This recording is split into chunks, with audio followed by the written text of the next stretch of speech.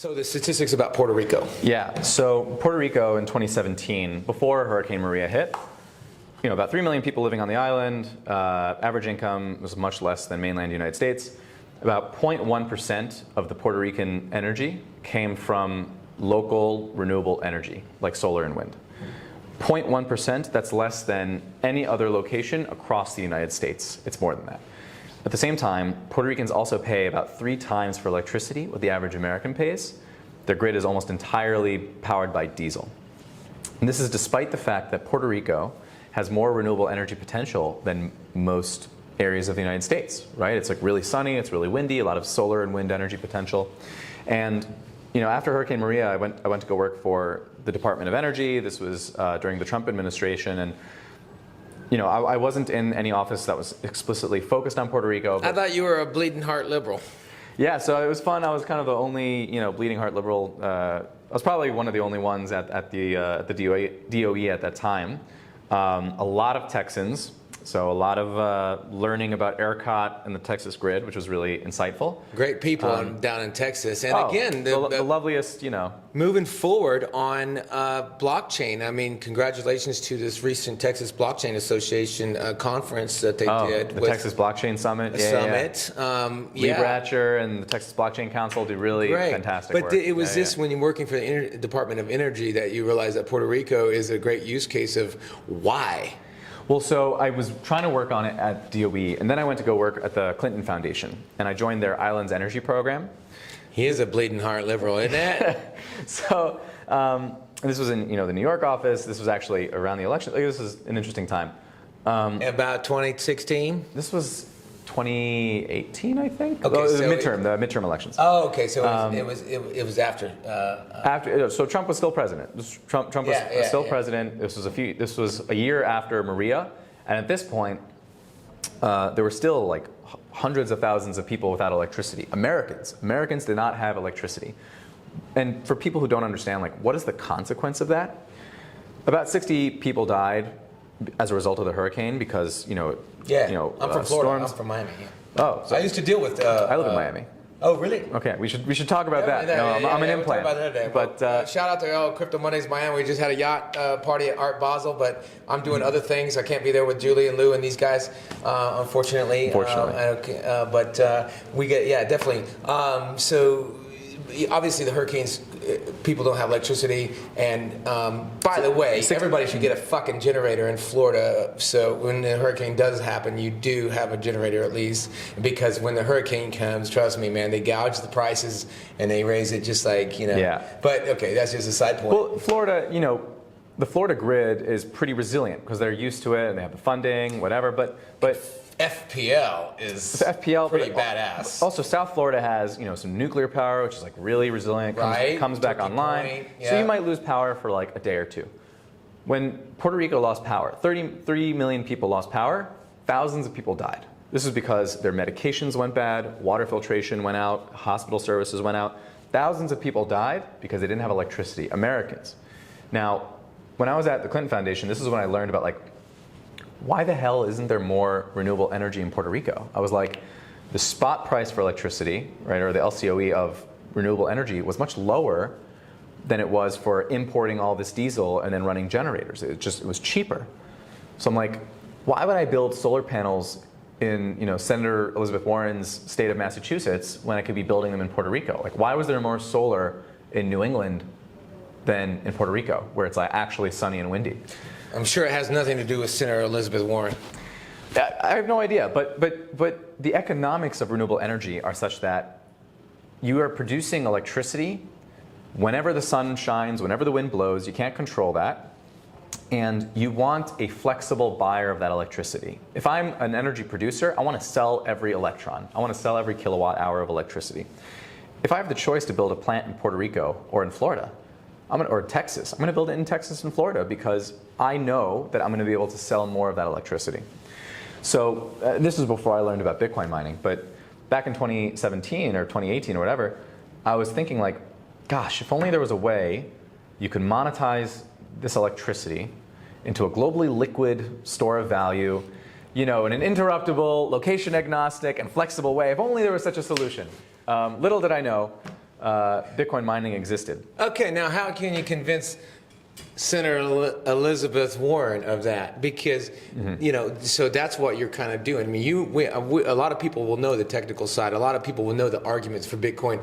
That one that you're giving about energy generation and monetization is a new one for most of the a lot of people in crypto. A lot of people in crypto. Yeah. I gotta say, I can't go into the details of that. But what you do have to do, your job now, I guess, as the big first delegation of Bitcoin, and is how do you convince the people like Senator Warren, who probably doesn't know shit.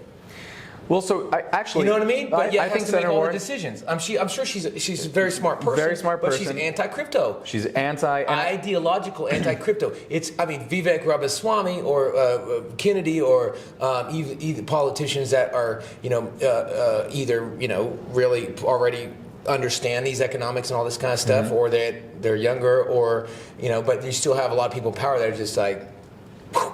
How do you fix that, man? It's a hard job. And that's actually a big part of my job is like, how do you talk to lawmakers, environmental groups? How do you make them more open, right? Because I also don't think you have to require people to be pro or against a new technology, right? I would like for them to be open. I also think that, like any issue, it's very easy to take a political stand and then become, not pigeonholed, what's the word? If it becomes your issue, it's very hard to move away from it. And I actually, part of that is complicated, but I think that the tribalism and kind of the social... it's like that in America really hard. It's so hard. It's the nature of the politics, I think, is the reason why a lot of lawmakers very divisive. It's like, these people, the people I don't like or the people that are against me are pro this issue. It doesn't matter what I think. I got to be against it. So I think a lot of the issues around crypto and Bitcoin are very political. That said, I want to show lawmakers that there's actually an opportunity here for them to achieve their own objectives. And I'll actually give you an example from Senator Warren's home state of Massachusetts. Every single year for the last, I think, like 9 years, and folks online can fact check me on this, there have been more curtailment days progressively every single year. That means that as they've been adding more renewable energy generation on the grid, more and more days throughout the year, they actually have to power down, waste that electricity, and drive up prices for their customers. So as the New England ISO, or Independent System Operator, the New England ISO, I'm sure I'm mixing up the acronym. Yeah, right. Basically, the grid operator has to power down, and it makes the grid all screwy. Bitcoin mining would actually be a great solution in New England to help balance that load. Because of its ledger efficiency, the transparency as well, on top of that, by the way. Yeah, and it's also like, it's hyper-transparent. I know exactly who's mining, like I know exactly what's being mined. But if you're overproducing energy, when solar and wind in New England, you can just turn on your computer, right, mine Bitcoin, and then when it's done, you can turn it off. If you don't like Bitcoin. Okay, right? Cool. Last question I'm going to have for today, but we're going to have you obviously on CryptoMondays and on the show. We'd love to have you here, man. It's great to have a person of your expertise and depth talking about these things. Also, fighting for this in our government so that people understand. Where do you go from here? What's the next step? Now you've done the first delegation here. You've started the relationships. Right. Where's the next step, and then what can people do to support this? So, and a lot of this kind of advocacy is tied to the work that I'm doing at Sustainable Bitcoin Protocol. So my actual job, my day job, is I'm the head of climate strategy at Sustainable Bitcoin Protocol. And what we're trying to do is create a transparency layer for the Bitcoin mining network. We're basically verifying energy use by Bitcoin miners, so verifying that they're using clean energy, and we're incentivizing them financially to do so. So not only are we now bringing more transparency to this, so that next time somebody says, oh, Bitcoin's bad, it's boiling the ocean, it's polluting the environment, we can say, here is the open data. You can see for yourself, Bitcoin miners are using X, Y, and Z clean energy sources. And then at the same time, we're creating a market-based incentive that's actually driving miners towards using more and more clean energy. And then at the same time, all the institutional investors and asset managers that are interested in Bitcoin, that are looking at Bitcoin adoption, we want to create a way for them to invest in auditably climate positive Bitcoin, right? So Audit. So basically, we want them to be able to hold Bitcoin in a verifiably sustainable way without compromising Bitcoin's fungibility, and that's really important.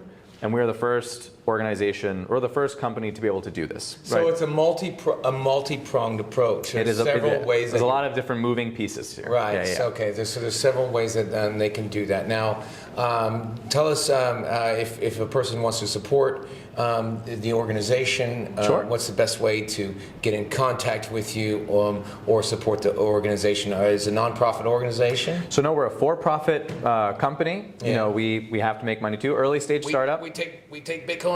Well, if anyone wants to send me some sats, you know, I'll take it. I'm taking them. And so, you know, we work with, you know, obviously Crypto Oracle Collective, which is a part of CryptoMondays founder Lou Kerner's groups. You know, a lot of VCs and investment people might be watching this. So tell us a little bit, you're raising capital, or you guys are pretty much funded, and then tell us what you want. Sure. And how we can get involved. So where we are now is we have signed agreements with about 15% of global hash rate, and that's continuing to grow quite a bit. For Bitcoin miners, if you're using clean energy, we're basically helping you monetize that. So we'll add, you know, 4 to 7% to your bottom line, which is pretty significant, especially as we're coming into the halving.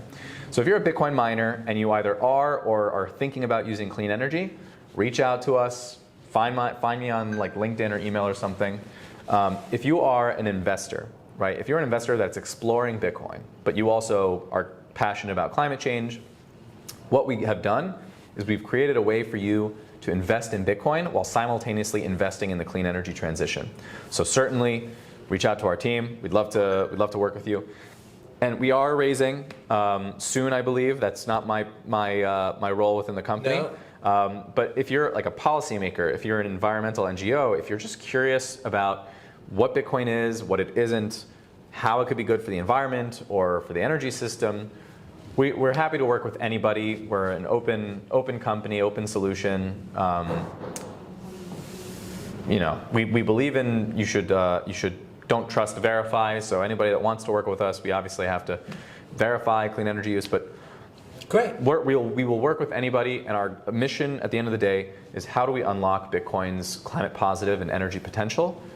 And I think it's going to take a village to do that. So I encourage anybody to reach out to us. Yeah, definitely we need to all be on board with one, trying to solve these climate crises and problems, because a lot of people say, oh, I want to invest in Bitcoin so I can get a Lambo, but you're not going to have if you don't have any roads, if you don't have any fuel, if you don't even have anywhere to go because it's too hot and it's not livable circumstances, who cares about a damn Lambo? You know, and if you know what Elliot's talking about, Bitcoin, we can be part of the solution here. We need to get behind this council and what you guys are trying to do. Congratulations on this monumental occasion of being the first delegation for a COP for Get Bitcoin, man. Yeah, and for next year, for COP29, any Bitcoin companies that want to join us next year, let's against the internet, right? Like, you know, it's kind of But absurd. that's life, mate. That's life. That is life. That is life. What are we gonna do?